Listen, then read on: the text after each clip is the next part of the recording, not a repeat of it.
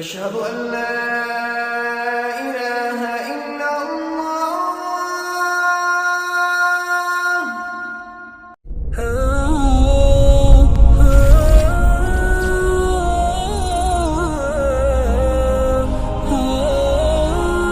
এবারে ওদের মূর্তির কাছে গিয়ে বললেন, কি দামি দামি খাবার, লাড্ডু, 1 কেজি 2 কেজি 3 কেজি 10 কেজি ওজন লাড্ডু। ইন্ডিয়াতে আমি দেখেছি, আমি ইন্ডিয়া পড়াশোনা করেছি, ইন্ডিয়া দেখেছি বিশাল বিশাল লাড্ডু, আধা মন এক এক লাড্ডু তৈরি করে মূর্তির সামনে রেখে দিয়েছে। ডাব রাখে, দুধ রাখে, আগের যুগে রাখতো। সূরা আস-সাফফাতের 79 নম্বর আয়াত থেকে 93 নম্বর আয়াত পড়েন। ফারাগা ইলা আলিহাতিহিম ফাকালা আলা তাকুলুন। ও মূর্তি, খাও না, খাও খাও খা, খায় না। মা লাকুম লা তানতিকুন, ব্যাপার কি, কথা কও না, কা খাও না, কথাও কও না, ব্যাপারটা কি? এবারে রাগ উঠলো, খায়ও না, কথাও হয় না। এবারে বলছেন ফারাগা আলাইহিম দারবাম বিল ইয়ামিন, এবারে ডান হাতে জোরে থাপ্পড় মারলো। মূর্তিরে থাপ্পড় মারলে ব্যথা মূর্তি বানানি দিবায়, পাথরের মূর্তি। আর দেখেন না আগের যুগের মূর্তি কেমন কালো পাথরের তৈরি, কষ্টি পাথরের মূর্তি পাওয়া যাচ্ছে না এখন। এইরকম মূর্তি মারলো, থাপ্পড় পাইল, ব্যথা উঠলো, রাগ। এবারে শুরু করলো পিটানো। কুড়াল নিয়ে মূর্তির কারো মাথায়, কারো পায়ে, কারো দাঁতে, কারো নাকে মা ভাঙলো, সব ভেঙ্গে চুরে চুরমার করে বড় মূর্তির গলায় কুড়ালটা লটকে উনি সরে পড়লেন। লোকেরা এবারে আবার পুজো দেওয়ার জন্য আসলো। আয়েশা দেখে যে সর্বনাশ, কোন ঝড় তুফান হলো না, ভূমিকম্প হলো না, মারামারি হলো না, কে এই মূর্তিগুলো ভাঙলো? চলে গেল মূর্তি পূজকদের লিডার নমরুদের কাছে। নমরুদ দৌড়ে চলে আসলো, রাজকীয় মূর্তিখানার কাণ্ডই হয়েছে। তাফসীরে লেখে দীর্ঘক্ষণ পর্যন্ত চিন্তা করেছে, সে কোনো কথা নাই। সর্বপ্রথম তার মুখে যে শব্দটা বের হলো তা ছিল এই, হাল মিন ফাতান ইয়াযকুর আলিহাতানা। এই এলাকায় এমন কোন যুবক আছে কি যে যুবক আমাদের মূর্তিগুলো সুনজরে দেখে না? যুবকের প্রশ্ন কেন? আমার যুবক ভাইয়েরা খুব খেয়াল করে শোনো।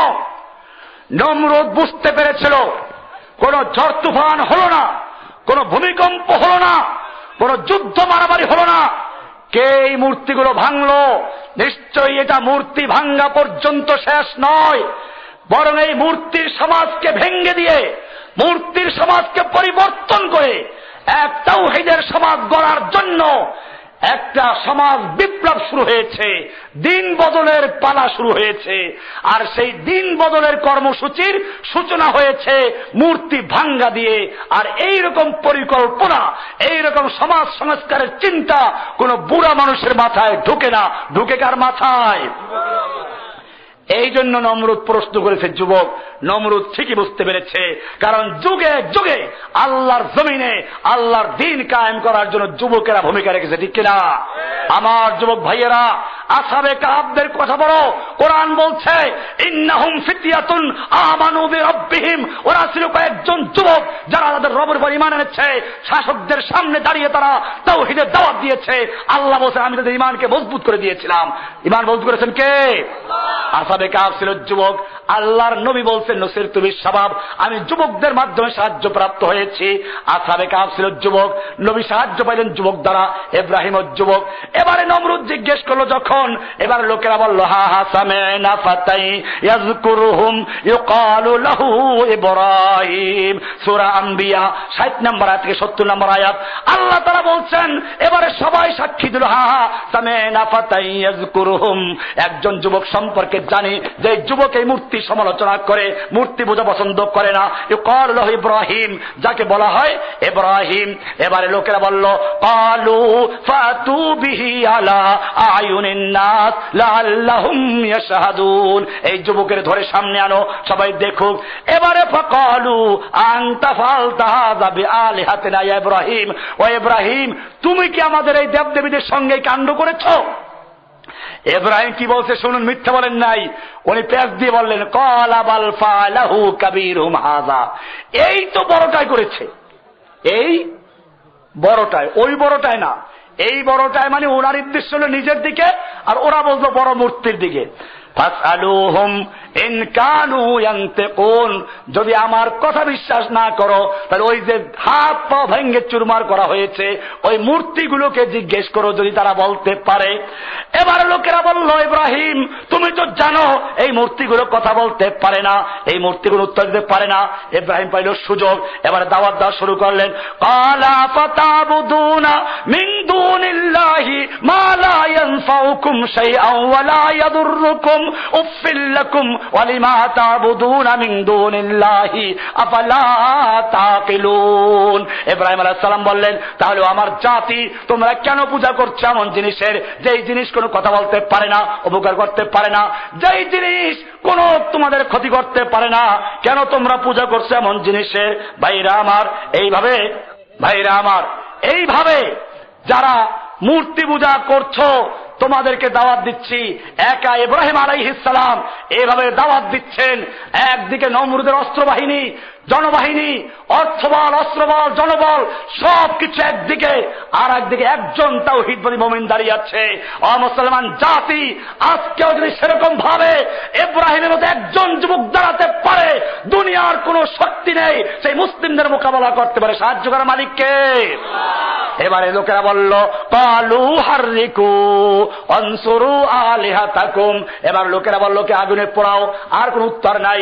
আমার জাতি আল্লাহ তাআলা এরকম ভাবে পরিষ্কার করে দিয়েছেন। কোরআনুল কারীম বলছে, ইন্নাল্লাযীনা তাদউনা মিন দুনিল্লাহি, তোমরা যে মাজারে পূজা করো, সিজদা করো, যাদের ইবাদত করো, এরা তোমাদের মতোই মানুষ, ওদের দেওয়ার কোনো ক্ষমতা নাই। দেওয়ার মালিক কে? মাজারে সিজদা করে। ভাইরা, আমরা যত নামাজ পড়ি সব নামাজ রুকু সিজদা আছে কিনা? ফজরের নামাজ পড়ো, রুকু সিজদা করো, যোহরের নামাজ পড়ো, রুকু সিজদা করো, আসর পড়ো, রুকু সিজদা করো, জুমা পড়ো, রুকু সিজদা করো, ঈদ পড়ো, রুকু সিজদা করো। কিন্তু খবরদার, নামাজটা যদি জানাজার নামাজ হয় তুই রুকু করতে পারবি না, সিজদাও করতে পারবি না, ঠিক কিনা? নাকি এটা সে জানাজার নামাজ রুকু সিজদা হয় কোনটা? যদি বড় বুজুর্গ হয়, ওলি হয়, যত বড় পীর হোক না কেন, যত বড় ওলি হোক না কেন, তুই জানাজার নামাজ রুকু করতে পারবি না, সিজদাও করতে পারবি না। কারণটা কি? যে কারণ হচ্ছে এই জানাজার নামাজের সামনে একটা লাশ আছে, লাশ। এই সময় যদি আল্লাহর জন্য রুকু সিজদা করে ওই মাজার পূজারী, কবর পূজারী, পীর পূজারী, ওরা বলবে এই তো বুজুর্গকে সিজদা করা হচ্ছে।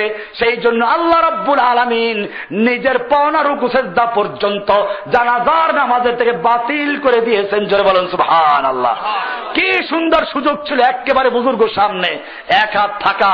এই সময় তুমি জানাজায় সিজদা করতে পারলা না, লাশটা কবরে চলে গেল, আর ইমান মাটি আসলো, হোগলা আসলো, বাস আসলো, এরপরে তোমাকে কোন বিবেক সিজদা করার হুকুম দিল? কবরে সিজদা করা জায়েজ না হারাম? ভাইরা আমার, আল্লাহর নবীকে সাহাবায়ে কেরাম জিজ্ঞেস করেছিলেন, ইয়া রাসূলুল্লাহ, রোম পারস্যের সম্রাটরা খালি দুনিয়ার বাদশা, তারপর ওদেরকে ওদের প্রজারা সিজদা করছে, আপনি তো উভয় জগতের বাদশা, আপনি সিজদা বড় উপযুক্ত বেশি, আপনাকে আমরা সিজদা করব কি? আল্লাহর নবী বলেছেন, হাদিস খুলে দেখো, আল্লাহর নবী বলেছেন, যদি আমি আল্লাহ ছাড়া কারো জন্য সিজদা করার হুকুম দিতাম, মেয়ে লোকদেরকে বলতাম যেন তারা তাদের স্বামীদেরকে সিজদা করে। কিন্তু যেহেতু আল্লাহ ছাড়া অন্য কারো জন্য সিজদা করা জায়েজ নেই, সুতরাং কোন মেয়ে লোক তার স্বামীকে সিজদা করবে না, কোন উম্মত তার নবীকে সিজদা করবে না, কোন পীর তার মুরিদকে সিজদা করতে পারে না, কোন পীর, কোন মাজারওয়ালা, কোন দরগাওয়ালা, কোন খানকাওয়ালার সামনে মানুষের মাথা নত হতে পারে না, ঠিক কিনা? ভাইরা আমার, আজকে যাদের নামে এরা তরিকা তৈরি করেছে, মুজাদ্দিদিয়া তরিকা, সেই মুজাদ্দিদ আল-ফিসানি রাহমাতুল্লাহির ইতিহাস পড়ুন। বাদশাহ জাহাঙ্গীরের সময় কুর্নিশ জারি করে দিল, হুকুম দিল মাথা নত করে সিজদা করতে হবে, মাথা নত করতে হবে। এই মুজাদ্দিদ আল-ফিসানি রাহমাতুল্লাহ আলাইহি আন্দোলন শুরু করার বিরুদ্ধে, এজন্য মুজাদ্দিদকে জেলখানায় আপনারা জানেন কৌশলে কুর্নিশ করাবার জন্য ওই বাদশাহ জাহাঙ্গীর রাজ দরবারে একটা ছোট্ট গেট বানালো। উদ্দেশ্য হলো সে নিজে ভিতরে বসে থাকবে, আর মুজাদ্দিদকে ডাক দিবে, সে মাথা নত করে ঢুকবে, আর ও বলবে ওর প্রজাদেরকে, এই তো মুজাদ্দিদ নিজে কুর্নিশ করেছে। এইরকম প্ল্যান করে যখন মুজাদ্দিদকে রাজপ্রাসাদে আহ্বান করা হলো, মুজাদ্দিদ ঢুকে দেখলেন যে ছোট্ট একটা গেট, ঢুকতে হলে মাথা নত করতে হবে। উনি জিজ্ঞেস করলেন, এই প্রাসাদে ঢোকার জন্য আর কোনো গেট নাই কি? লোকেরা বলল, আচ্ছা অবশ্যই এই গেটটা শুধুমাত্র স্পেশাল আপনার জন্য তৈরি করা হয়েছে। উনি বুঝতে পারলেন, কারণ এরা এদের মতো গোমরা ছিল না। উনি বুঝতে পারলেন ডাল মে কুছ কালা হয়, কাবাব মে হাড্ডি হয়, রহস্য আছে। এজন্য বুঝতে পেরে তিনি করলেন কি, মাথা ঢুকান দূরের কথা, পাও ঢুকাইলেন। আর তাও ডান পা না, প্রথমে বাম পাও, তারপরে ডান পাও দিয়ে ঢুকলেন। চলে বলুন সুবহানাল্লাহ। এর নাম মুজাদ্দিদ, এদেরকে বলে মুজাদ্দিদ। আর আমার দেশে যারা, এরা মুজাদ্দিদ না, এরা মাজার দোষ। এরা কি দেখেন না, এই জন্য মাথা টিপা লাগে, পীর হইলে পরে শরীর টিপা লাগে, দুইজনে পাও টিপে, তিনজনে মাথা টিপে, টিপে কিনা? এই সমস্ত ভণ্ডামি বর্জন করে মুসলমানদেরকে। ভাইরা আমার, মুজাদ্দিদ আল ফিসানি রাহমাতুল্লাহ আলাইহি পাও দিয়ে ঢুকলেন। এবারে বাদশা লজ্জিত হলো, বেয়াদবি হলো। এজন্য মুজাদ্দিদকে জেলখানায় ঢুকিয়ে দেওয়া হলো। মুসলমান জেল জুলুম ভয় পায় না, ভয় করে কাকে? मर्द मोमिन बातिल से हरगिज खौफ खा सकता नहीं, सर कटा सकता है लेकिन सर झुका सकता नहीं। मर्द मोमिन কোন বাতিলের সামনে মাথা নত করতে জানে না, মাথা কাটাইতে পারে, মাথা ঝুঁকাইতে জানে না, ঠিক কিনা? এই জন্য জেলখানায় ঢুকিয়ে দেওয়া হলো। মুজাদ্দিদ আল ফিসানি রাহমাতুল্লাহ আলাইহি 2 বছর পর্যন্ত জেলখানায় থাকলেন। ওই জেলখানায় বসে নাই, ওইখানে চোর ডাকাত আর মদখোর জুয়াচোর সবগুলোকে ইসলামের দাওয়াত দিলেন, তালিম করলেন, কোরআনের সবক দিলেন। জেলখানার এখন চোর ডাকাত গুলো সবগুলো আল্লাহওয়ালায় পরিণত হলো। জোরে বলুন সুবহানাল্লাহ। জিকির আজগার হচ্ছে। ভাইরা আমার, আল্লাহর নবী পরিষ্কার করে দিলেন, কোন মানুষের সামনে সেজদা করা যাবে না। সেজদা করবো কার সামনে? মাজারে টাকা পয়সা দেওয়া জায়েজ না হারাম? আল্লাহর নবী মৃত্যু রোগে আক্রান্ত অবস্থায়, মৃত্যুর 3-4 দিন আগে বলেছেন, লাআনাল্লাহুল ইয়াহুদা ওয়ান নাসারা ইত্তাখাযু কুবুর আমবিয়াইহিম ওয়া সালিহিহিম মাসাজিদ। আল্লাহ রাব্বুল আলামিন ইহুদি এবং খ্রিস্টানদের প্রতি লানত করুন। কি অপরাধ করলো? লানত কেন করলেন? রহমতের নবী কেন লানত করছেন? আল্লাহর নবী বললেন, ইত্তাখাযু কুবুর আমবিয়াইহিম ওয়া সালিহিহিম মাসাজিদ। ওরা ওদের নবী ওলি বুজুর্গদের কবরগুলো সেজদার স্থান বানাইতো। লা তাজআলু কবরি ওয়াসানান ইউবাদ। ও আমার উম্মতেরা, খবরদার খবরদার, আমার মৃত্যুর পরে তোমরা আমার কবরকে সেজদার স্থান বানাইবা না। আমার ভাইয়েরা, সেই কারণে মক্কায় গিয়ে দেখো, আল্লাহর নবীর প্রথম স্ত্রী মা খাদিজা রাদিয়াল্লাহু তাআলা আনহা শুয়ে আছেন, জান্নাতের সুসংবাদ প্রাপ্ত সাহাবী। ওইখানে কোনো মাজার নাই, টাকা নাই, পয়সা নাই, আগরবাতি নাই, মোমবাতি নাই, কোনো খাজা বাবা নাই, গাজা বাবা নাই, চট আর জট নাই। আমাদের চট আর জট, পরে চট, মাথায় কি জট, এই সমস্ত কোনো কারবার নাই। আবার মদিনায় চলে যাও, মদিনায় বিশাল একটা কবরস্থান রয়েছে, জান্নাতুল বাকি। ওই কবরস্থানে 10,000-এর মতো সাহাবায়ে কেরামদের কবর রয়েছে। আল্লাহর নবীর অন্য স্ত্রীদের কবর আছে, সন্তানদের কবর আছে। ওই কবরস্থানে আল্লাহর নবীর পরপর 2টা মেয়ে যিনি বিয়ে করেছেন, জান্নাতের সুসংবাদ প্রাপ্ত সাহাবী ওসমান রাদিয়াল্লাহু তাআলা রয়েছেন। ও ভাইজান, পুরা কবরস্থানে কোনো আগরবাতি নাই, মোমবাতি নেই, টাকা পয়সা নাই, চট আর জট নাই। উহুদের পাহাড়ের চালক, যে উহুদের যুদ্ধ হয়েছিল, আল্লাহর নবীর দান শহীদ হয়েছিল। আল্লাহর নবীর আপন চাচা, সমস্ত শহীদদের সরদার হামজা রাদিয়াল্লাহু তাআলা আনহু সহ 70 জন সাহাবী শহীদ হলেন। তাদের কবর ওখানে আছে। ওইখানে গিয়েও দেখো, চতুর্দিক থেকে দেওয়াল দেওয়া ছাড়া কোনো টাকা নাই, পয়সা নাই, মাজার নাই, আগরবাতি মোমবাতি নাই, সেজদা নাই। ও মুসলমান জাতি, তুমি বলতে পারো যে সাহাবায়ে কেরামদের কবরে মনে হয় চাদর দেওয়ার লোক নাই নাকি? আমি বলবো, কবরে যদি চাদর দেওয়া জায়েজ হতো, আল্লাহর নবীর সাহাবীদের কবরে, আল্লাহর নবীর বিবিদের কবরে, আল্লাহর নবীর সন্তানদের কবরে এই সুতার চাদর নয়, মানুষ তার কলিজা ছিঁড়ে তা দিয়ে সুতা বানিয়ে চাদর দেওয়ার মতো লক্ষ লক্ষ মুসলমান দুনিয়াতে আছে, ঠিক কিনা? দেখছেন না কি জন্য? আল্লাহর নবী লানত দিয়েছেন, আল্লাহ নবী বদদুআ করেছেন, সেই জন্য আজকে সেন এগুলো নাই। আজকে আমার দেশে কবরে টাকা দেয়, পয়সা দেয়, মাজারে টাকা দেয়, আবার লেখা আছে নিজ হাতে ফেলুন, যেন ওই গাঁজাখোরদের হাতে ভালো করে পড়ে, ল্যাংড়া লুলা না পায়, ঠিক কিনা? মনে হয় যেন কবর না খাইয়ে মরতে আছে, ঠিক কিনা? ও ভাইয়েরা আমার, হাদিস পড়ো, আল্লাহর নবী বলেছেন যখন মৃত্যু ব্যক্তি কবর দিয়ে মানুষের হাত চলে যায়, একটু দূরে যাওয়ার পরে আতাহু মালাকানে, দুইজন ফেরেশতা আছে, তিনটা প্রশ্ন করে, মান রব্বুকা ওয়া দীনুকা ওয়া মান হাযার রাজুলুল্লাযী বুইসা ফীকুম। এই তিনটা প্রশ্ন উত্তর দিতে পারলে আল্লাহর পক্ষ থেকে আওয়াজ চলে আসে, আন সাদাকা, ও ফেরেশতারা, আন সাদাকা আব্দি, আমার বান্দা সঠিক উত্তর দিয়েছে, ফাফরিশুহু মিনাল জান্নাতি আফতাহু লাহু বাবান মিনাল জান্নাহ, ও ফেরেশতারা, আমার বান্দার জন্য জান্নাতে বেহেশতের চাদর বিছিয়ে দাও, ওর গায়ে বেহেশতের বিছানা গায়ে চাদর বিছিয়ে দাও, ওর পোশাক জান্নাতের পোশাক পরিয়ে দাও, এবং জান্নাতের সঙ্গে কবরটা সুরঙ্গ করে দাও। জান্নাতের নিয়ামত দ্বারা ওর কবরটা পরিপূর্ণ হয়ে যায়। দুনিয়ার কোনো চাদরের দরকার নাই, টাকা পয়সার দরকার নাই। আর যদি উত্তরটা ঠিক মতো না আসে, আল্লাহর পক্ষে দাওয়াত চলে আসে, আন কাযাবা, আল্লাহ দুশমন মিথ্যা বলেছে, ফাফরিশু মিনান নারে, ওর কবরে জাহান্নামের আগুনের বিছানা বিছিয়ে দাও, জাহান্নামের পোশাক ওর গায়ে জড়িয়ে দাও, আগুনের দ্বারা কবরটা ভরে দাও, জাহান্নামের সঙ্গে কবরটা সংযোগ দিয়ে দাও।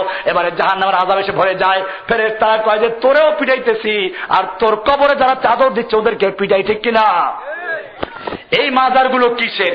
ল্যাংটা বাবার, নাহলে খেজা বাবার, গাধ আসা, ঘোড়া আসা আছে না এরকম? ওই যে এক কাহিনী আছে, এক পীর তার মুরিদের দিয়েছিল একটা গাধা, গাধা নিয়ে কোন বাজারে তরিতরকে বিক্রি করে খায়। বাজারের দিন গাধা গেছে মইয়া, এরপরে চিন্তা করলো কি করবো, পীরের দেওয়া গাধা এইটার এক জায়গায় দেখে রাস্তা পাশে কবর, কবর দিয়ে চোখ বন্ধ করে কান্দে, চোখ বন্ধ করে কান্দেও তো আর খুলে দেখে না। লোকেরা বাজারে যাচ্ছে, যাওয়ার সময় দেখে কান্দে, আসার সময় দেখে কান্দে, যে যা পাচ্ছে টাকা পয়সা আলু পেঁয়াজ গম সব দিয়ে তারপরে লোকেরা চলে গেছে। বেটা চিন্তা করলো কত কান্দবো, চোখটা একটু খুললো, খুলে দেখে সর্বনাশ। শুনেছিলাম যে হাতি মরলেও লাখ টাকা, এটা যে গাধার বেলায় পর্যন্ত তো জানি না। এবার এসে চাউল ডাল বাজার বাড়ি নিয়ে গেল, টাকা পয়সা গিয়ে বাজারে গেল, বাজারে গিয়ে একটা লাল শালু কাপড় কিনলো, একটা সাইনবোর্ড লেখলো হযরত গাদা শাহ রাহমাতুল্লাহি আলাইহির মাজার। এবারে গাদা শাহর মাজার, নতুন মাজার পাইলে মানুষ কি করে, সব দলে তার ভিড় জমাইলো। দেখেন না কেবল শুনলি কে দৌড় দেয়। মুসলমান জাতি, ওর পীর ওর দরগা বন্ধ হয়ে গেছে। পীর একজনের খবর দিছে, বাবার কি পাইলি তুই? এখন পীরের সাথে তো মিথ্যা বলা যায় না, হুজুর এই ঘটনা। পীর বলল অসুবিধা নাই, আমি মনে করছিলাম যে আবার কিছু পাইয়ে গেলি কিনা, অসুবিধা নাই, তোর বাড়ি যেটার মাজার আমার বাড়ি ওইটার মায়ের মাজার, তোর বাড়ি যেটার মাজার আমার বাড়ি ওইটার মায়ের মাজার। ভাইরা আমার, এই মাজার পূজা, খাজা পূজা, পীর পূজা, এই সমস্ত ভণ্ডামি ইসলামে নাই। ইসলাম একটা পূর্ণাঙ্গ জীবন ব্যবস্থা, কোরআন তার সংবিধান, এই সংবিধান নাজিল করা হয়েছিল। এই কোরআন দিয়ে দেশ চলবে, কোরআন দিয়ে সমাজ চলবে। এই সব ক্ষেত্রে, ব্যক্তি জীবনে, পারিবারিক জীবনে, সামাজিক জীবনে, রাষ্ট্রীয় জীবনে, আন্তর্জাতিক জীবনে, সব জায়গায় হুকুম চলবে কার? এইটার নাম যারা মানে তারা মুসলিম, তাদেরকে বলে কি? মুসলিম। আমাদের দেশে ইসলাম মানে শান্তি, এইবার ইসলামের শান্তি পাইছো কই? কোন বইতে লেখা আছে ইসলামের শান্তি? কিন্তু বাংলা বইতে লেখা আছে, আরবির গ্রহণযোগ্য কোনো কিতাবে লেখা নাই। সালাম মানে শান্তি, ইসলাম মানে, হ্যাঁ ইসলাম কায়েম হলে শান্তি প্রতিষ্ঠিত হয় ঠিক, কিন্তু ইসলাম মানে হচ্ছে এক আল্লাহর হুকুমের কাছে জীবনের সকল ক্ষেত্রে আত্মসমর্পণ করার নাম কি? ইসলাম মানে আত্মসমর্পণ করা। আর এইরকম যারা করে তাদের নাম মুসলিম, তাদের নাম কি? আর যারা কিছু মানে তারা কি? আপনি যদি দরজা কারো বাড়ি গেলেন, অর্ধেক ভিতরে অর্ধেক বাইরে, আপনি কি বলবেন এটা হয়তো পুরা ঢোক নাইলে বাইরে, ঠিক কিনা? আল্লাহ তাআলা বলছেন হয়তো ইসলামে পুরা ঢুকবি না তুই কাফের। পরিষ্কার আল্লাহ বলছেন, ইয়া আইয়ুহাল্লাযীনা আমানু দুখুলু ফিস-সিলমি কাফা ওয়া লা তাত্তাবিউ খুতুওয়াতিশ শাইতান ইন্নাহু লাকুম আদুউম মুবিন। এই ঈমানদারগণ, যারা ঈমান এনেছো, অর্ধেক ঈমান আনলে চলবে না। মসজিদে যাই কোরআন দিয়ে নামাজ পড়ো, ওই কোরআন দিয়ে সংসদ চলবে, ওই কোরআন দিয়ে আদালত চলবে, ওই কোরআন দিয়ে ব্যাংক চলবে, ওই কোরআন দিয়ে সব জায়গায় সমাজ চলবে। চলতে হবে কিনা? মসজিদের ইমাম সাহেব যদি কোরআন ভুল পড়ে লোকমা দেয় কিনা? মসজিদের মিসকিন ইমাম, ওই গরিব ইমাম যদি কোরআনের বিরুদ্ধে চলে যায় লোকমা দাও। রাষ্ট্রীয় ইমাম সাহেবরা যদি কোরআনের বিরুদ্ধে চলে যায়, অবসরমান লোকমা দিতে রাজি ছিল ইনশাআল্লাহ। ভাইরা আমার, ইব্রাহিম আলাইহিস সালামকে এবার আগুনে নিক্ষেপ করা হচ্ছে। ইব্রাহিম আলাইহিস সালামকে আগুনে নিক্ষেপ করা হলো। ফেরেশতারা চলে আসতেছে ইব্রাহিমকে সাহায্য করার জন্য। আল্লাহর ফেরেশতা জিবরাইল, মিকাইল, ইসরাফিল সব এসে হাজির হয়েছে। ইব্রাহিম একটা কথাই বলছেন, না না, আমি তোমাদের দাওয়াত দিচ্ছি না, আমি দাওয়াত দিয়েছি কার? ইয়াকা নাবুদু, আমি যেই আল্লাহর গোলামি করি, জিবরাইল রে তোর গোলামি করি না, মিকাইল তোর গোলামি করি না, ইসরাফিল তোর গোলামি করি না, গোলামি করি কার? আমি যেই আল্লাহর গোলামি করি ওই আল্লাহর সাহায্য চাই। ইয়াকা নাবুদু ওয়া ইয়াকা নাস্তাঈন। এবারে আল্লাহ তাআলা বলে, ইব্রাহিম তোমার যেই পর্যন্ত ক্ষমতা ছিল সেই পর্যন্ত তুমি অটল ছিলে, এখন তোমার ক্ষমতা শেষ হয়ে গেছে, আমার ক্ষমতার শুরু তুমি দেখো। কুলনা ইয়া নারু কুনি বারদাও ওয়া সালামান আলা ইব্রাহিম। জোরে বলুন সুবহানাল্লাহ। ও আগুন, আমার ইব্রাহিমের জন্য ঠান্ডা হয়ে যাও, আরামদায়ক ঠান্ডা হয়ে যাও, একটা পশমের জন্য না পড়ে। ও মুসলমান জাতি, যে আল্লাহ তাআলা ইব্রাহিমের জন্য আগুনকে গুলবাগ ইচ্ছা করেছেন, সে আল্লাহ জীবিত আছেন কিনা? সে আল্লাহ এখনো ইসরায়েলের যত বোমা আছে, আমেরিকার যত বোমা আছে, ব্রিটেনের যত বোমা আছে, ভারতের যত বারুদ আছে, সমস্ত ঠান্ডা করতে পারেন কিনা? ঠান্ডা করতে পারেন, তবে শর্ত একটাই, আজ ভি জো করে ইব্রাহিম কাইমা পয়দা আগ কর सकती है अंदाজ গুলিস্তা পয়দা। ও মুসলমান জাতি, যদি ইব্রাহিমের মতো ঈমান তৈরি করতে পারো, ইব্রাহিমের মতো তাওহীদ তৈরি করতে পারো, শিরক বিদআত বর্জন করতে পারো, তাহলে যে আল্লাহ তাআলা ইব্রাহিমকে সাহায্য করেছেন সে আল্লাহ এখনো জীবিত আছেন, ঠিক কিনা? যে আল্লাহ মুসার জন্য নীল দরিয়া রাস্তা করে দিয়েছিলেন সে আল্লাহ এখনো জীবিত আছেন কিনা? আটলান্টিক মহাসাগর রাস্তা করে দিয়ে আমেরিকার হোয়াইট হাউস পর্যন্ত দখল করে ইসলামের পতাকা উড্ডীন করার তৌফিক দিতে পারেন কিনা? তবে শর্ত একটাই, মেসলে কালিম হো আগার মারে কাজ মা কুই আজ ভি আতি হ্যায় কোহে তুর সে বাঙ্গলা তাখাফ। ও মুসলমান জাতি, যদি তোমরা সেই মুসা কালিমের মতো শিরক মুক্ত, বেদাত মুক্ত, পীর মুক্ত, মাজার মুক্ত, দরগা মুক্ত, খাজা মুক্ত হয়ে আবার যদি সম্পূর্ণভাবে আল্লাহর দ্বীনের জন্য তৈরি হতে পারো, আল্লাহর কোরআনের দিকে ফিরে আসতে পারো, যে আল্লাহ তাআলা মুসাকে বিজয় দান করেছিলেন সে আল্লাহ এখনো জীবিত আছেন, সাহায্য করতে পারেন, ঠিক কিনা? এজন্য তোমাদেরকে মনে রাখতে হবে, ইউসুফ আলাইহিস সালামকে জুলাইখা 7টা দরজা বন্ধ করে 7 তলার উপরে নিয়ে গেল। এরপরে বলল, হাই তালাক, আসো, অপকর্মের আহ্বান করলো। ইউসুফ আলাইহিস সালাম দেখলেন চতুর্দিকে দেওয়াল, সামনে দরজা বন্ধ। উনি কি বসে বসে তসবিহ, খতম, তাসবিহ পড়ছিলেন না দৌড় দিছিলেন? কোনটা? না খতমে ইউনুস পড়ছিলেন? খতমে তাহলিল? ও মুসলমান জাতি, কেন তিনি দৌড় দিলেন? চতুর্দিকে দেওয়াল, তারপরে সামনে দরজা বন্ধ, দৌড় দিলেন কেন? দৌড় দিলেন জুলাইখা মনে করলো যাও নাকটা ভেঙে যাবে টাকলে দরজার সঙ্গে। কিন্তু ইউসুফ আলাইহিস সালাম বুঝতে পারলেন আমি বসে থাকলে আল্লাহ সাহায্য করবেন না। আল্লাহর নিয়ম হলো, ও বান্দা, তোমার যেই পর্যন্ত ক্ষমতা আছে ওই পর্যন্ত ব্যয় করো, তোমার ক্ষমতা আছে দরজা পর্যন্ত যাওয়ার, এরপরে ক্ষমতায় আল্লাহর।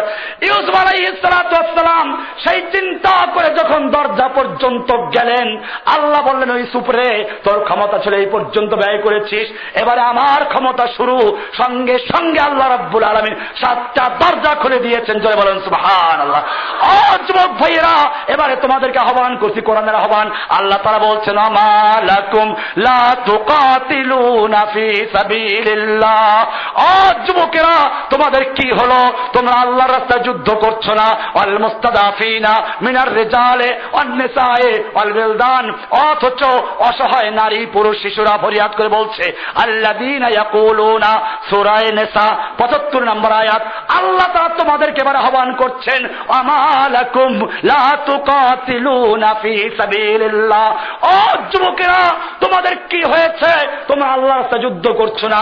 ওয়াল মুস্তাদাফিনা মিনার রিজাল ওয়ান নিসা ওয়াল বিলদান, অসহায় পুরুষ, নারী, শিশু ফরিয়াদ করে বলছে, আল্লাযীনা ইয়াকুলুনা, যারা বলছে আল্লাহর কাছে, রব্বানা আখরিজনা মিন হাযিহিল ক্বরিয়াতিজ যালিমি আহলুহা, ও আমাদের রব, আমাদেরকে জালেম ও দোষী জনপদ থেকে রক্ষা করো। ফরিয়াদ আসছে আফগানিস্তান থেকে, ফরিয়াদ ফিলিস্তিন থেকে, ফরিয়াদ কাশ্মীর থেকে, ফরিয়াদ চেচনিয়া থেকে, ফরিয়াদ বসনিয়া থেকে, ফরিয়াদ আসছে আরাকান থেকে, চতুর্দিক থেকে ফরিয়াদ আসছে রব্বানা আখরিজনা মিন হাযিহিল কারইয়াতিজ যালিমি আহলুহা, ও আমাদের রব আমাদেরকে জালিম অধ্যুষিত জনপদ থেকে রক্ষা করো, ওয়াজআল লানা মিন লাদুনকা ওয়ালিয়া, তুমি আমাদের জন্য তোমার পক্ষ থেকে ন্যায়নিষ্ঠবান যোগ্য নেতা পাঠাও, খালিদ বিন ওলীদ, মুহাম্মদ বিন কাসেম, তারেক বিন জিয়াদের মতো যুবক পাঠাও যারা আমাদের ফরিয়াদ করে আসবে, ওয়াজআল লানা মিন লাদুনকা নাসীরা, আমাদের জন্য তোমার পক্ষ থেকে সাহায্যকারী পাঠাও। ও যুবকেরা, কোরআনের সূরা নিসার 75 নম্বর আয়াতের সারা দেওয়ার জন্য তৈরি আছেন ইনশাআল্লাহ? লিল্লাহি তাকবীর। আল কোরআনের আলো, সকল বিধান বাতিল করো। জানি না বলবে কি, ওহির বিধান কায়েম করো। এই জাতিকে ওই কোরআনের ওয়াজ করা হয় না, কে আকাশ দিয়ে উড়লো আর কে পানিতে ভাসলো আর কেমনে মুরিদ বানাইবে, বাবা পীরের কাহিনী, দাদা পীরের কাহিনী, নানা পীরের কাহিনী, এরপরে কয় মুরিদ হও। কি হও ভাইরা আমার? এই সমস্ত ছাড়ো, এক মুসলিমদের নেতৃত্বে, একজন আমিরের নেতৃত্বে তৈরি হও এবং গোটা দুনিয়ার মুসলিমদের যুদ্ধ করা তৈরি হও। সেদিন বেশি দূরে নয় যেদিন এই দেশেও আপনারা জানেন ইন্দোনেশিয়ার একটা বিশাল অংশ মুসলমানদের দেশ টুকরা করে পূর্ব তিমুরকে খ্রিস্টান রাজ্য বানিয়েছে, ঠিক কিনা? সুদান একটা মুসলমানদের দেশ, ওইখান থেকে দক্ষিণ সুদানকে স্বাধীন করে খ্রিস্টান রাজ্য বানিয়েছে। এবারে বাংলাদেশের পার্বত্য অঞ্চলকে খ্রিস্টান রাজ্য বানাবার জন্য উপজাতিদেরকে খ্রিস্টান বানিয়েছে, গরিব মুসলমানদের খ্রিস্টান বানাচ্ছে, বাকি মুসলমানকে তাড়িয়ে দিচ্ছে। ও আমার জাতি, এই জমিনে যদি খ্রিস্টানদের রাজ্য কায়েম করার জন্য চক্রান্ত করা হয়, বুকের তাজা রক্ত দিয়ে মোকাবেলা করার তৈরি আছে ইনশাআল্লাহ। লিল্লাহি তাকবীর। আল কোরআনের আলো। আরে খালি ঘরে ধরলাম, ঘরে ধর লিবাই দিবা। আজকে এখানে চোরে হাত কাটলে এখানে পুলিশ আসবে, এই জন্য আগে বলবেন আল কোরআনের আলো সংসদে জ্বালো, এরপরে ঘরে ঘরে জ্বালো। আমি আবার বলছি, আল কোরআনের আলো সংসদে জ্বালো, এরপরে আল কোরআনের আলো সংসদে জ্বললেই সারা দেশে জ্বলবে, ঠিক কিনা? এছাড়া জ্বলবে না, নিবেই দিবে এসে। আপনি আজকে চোরে হাত কাটেন, কালকে পুলিশ, র্যাব, চিতা, উল্লু ভল্লু সব এসে গ্রেফতার করে নিয়ে যাবে, ঠিক কিনা? আপনি একটা জেনারেল বিচার করেন, কোরআনের বিচার, পুলিশ ধরে নিয়ে যাবে। এই জন্য এই সমস্ত স্লোগানগুলো শিখতে হবে ভাইরা আমার। এই জন্য মনে রাখতে হবে, কবি ইকবাল বলেছেন, যুবকেরা তোমাদেরকে উদ্দেশ্য করে, ফের তুঝে একবার করনি है जहां की रहबरी उठ खुदा के नाम लेकर फिर आलम बरदार एवान। ও যুবকেরা, আবার তোমাকে বিশ্বের নেতৃত্ব দেওয়ার জন্য ময়দানে ঝাঁপিয়ে পড়তে হবে। তোমাদের সেই খালিদ বিন ওলীদের মতো, মুহাম্মদ বিন কাসেমের মতো যারা মুসলিমদের জন্য ঝাঁপিয়ে পড়েছিলেন, তোমাদের সামনে বাধা আসবে। তুম দিয়ে বাদে মুখালিফ से ना घबराओ काब, ये तो चलती है तुझे चौड़ाने के लिए। জেনে রাখো, তোমার আমার চেয়ে আল্লাহর নবীর চেহারা সুন্দর ছিল, তোমার আমার চেয়ে আল্লাহর নবী আল্লাহর কাছে বেশি বুজুর্গ ছিলেন, বেশি প্রিয় ছিলেন। তারপরও সেই নবীকে 27টা যুদ্ধে অবতীর্ণ হতে হয়েছে, 27টা যুদ্ধের কমান্ডারে পালন করতে হয়েছে, আল্লাহর নবীর দান্নান শহীদ করতে হয়েছে, মাথা ভেঙ্গে লোহা ঢুকে গিয়েছে, রক্ত দিতে হয়েছে। এই জন্য আল্লাহ তাআলা পরিষ্কার করে দিয়েছেন, এইরকম তোমাদের সামনে আসবে। আম হাসিবতুম আন তাদখুলুল জান্নাহ, তোমরা কি মনে করেছো এমনি বেহেশতে ঢুকে যাইবা আরামে আরামে? না, আল্লাহ তাআলা সূরা বাকারার 214 নম্বর আয়াতে বলছেন, আম হাসিবতুম আন তাদখুলুল জান্নাহ, তোমরা মনে করেছো এমনি জান্নাতে ঢুকে যাইবা। ওয়ালাম্মা ইয়াতিকুম মাসালুল লাযিনা খালাউ মিন ক্বাবলিকুম, আর তোমাদের কাছে আসবে না ওই সমস্ত বিপদ আপদ মুসিবত যা এসেছিল তোমাদের আগের লোকদের প্রতি। মাসসাতুল বাসাউ ওয়াদ-দাররাউ ওয়াজুলজিলু, তাদের উপরে কঠিন মুসিবত, চরম দুর্যোগ, ভূমিকম্পের ন্যায় শত্রুদের হামলা, এমনকি স্বয়ং রাসূল এবং তার সঙ্গীগণ বলতে বাধ্য হয়েছেন, মাতা নাসরুল্লাহ, আল্লাহ সাহায্য কবে আসবে? এইরকম জুলুম নির্যাতন আসবে, ভয় পেলে চলবে না, বিজয় মুসলমানদের জন্য, ঠিক কিনা? তুম দিয়ে বাদে মুখালিফ সে না ঘবরা আয় ওকাব, ये तो चलती है तुझे ऊंचा उड़ाने के लिए। ও মুসলিম যুবকেরা, তোমরা হচ্ছে সেই ঊর্ধ্বগগনের বাজ পাখির মতো যে কাল বৈশাখী মেঘ দেখলে ভয় পেয়ে চলে না, বরং বাতাসের তালে তালে আর উপরে চড়তে থাকে। তোমাদেরকেও সেরকম আমেরিকার সৈন্য, আমেরিকার বিমানবহর দেখে, ট্যাঙ্ক দেখে, বোমা দেখে ভয় পেলে চলবে না। তোমাদেরকে মনে রাখতে হবে আল্লাহ তাআলা বিজয় দেওয়ার মালিক। বিজয় দেওয়ার মালিক কে? ওদের কাছে বোমা আছে, মুসলিমদের ঝাড়ে বাঁশ আছে। বাঁশ দিয়ে মোকাবেলা করতে পারলে আল্লাহ তাআলা বিজয় দান করবেন, ঠিক কিনা? ওদের বোমা দিয়ে ওদের বিরুদ্ধে যুদ্ধ করবো, ঠিক কিনা? ইনশাআল্লাহ। সেই সময় এসে গেছে, মুসলমান ওরা দুর্বল হয়ে যাচ্ছে, মুসলমান তাজা হচ্ছে, জেগে উঠেছে। সেই মুসলমান আবার এসেছে, যেই মুসলমান ওমর ইবনে খাত্তাবের মতো তালি দেওয়া জামা গায়ে দিয়ে হাতে ক্লাশিনকো নিয়ে যুদ্ধ করছে, ঠিক কিনা? ইনশাআল্লাহ আমরা তৈরি হতে পারি। বিজয় মুসলমানদের জন্য অপেক্ষা করছে। নসরুম মিনাল্লাহি ওয়া ফাতহুন করিব। সবব पर फिर सदाकत का, अदालत का, शजाअत का लिया जाएगा काम तुझसे, दुनिया के इमामत का। आखिर दावाना अल्हम्दुलिल्लाह रब्बिल आलामीन। এজন্য যাদের ভালো লাগে শুনবেন, ভালো না লাগলে কি করবেন? আপনি যদি আপনার কবরে যাবেন, আমার কবরে আপনার কবরে যাবেন, আমাদের দায়িত্ব ছিল সহি কথাগুলো বলার। এই সমাজ, বর্তমান মুসলিম বিশ্বের অবস্থা কি, আমাদের কি করণীয়, এইটার উপরে কিছু কথা বললাম। আল্লাহ তাআলা আমাদের সকলকে যেন কবুল করেন, আমিন।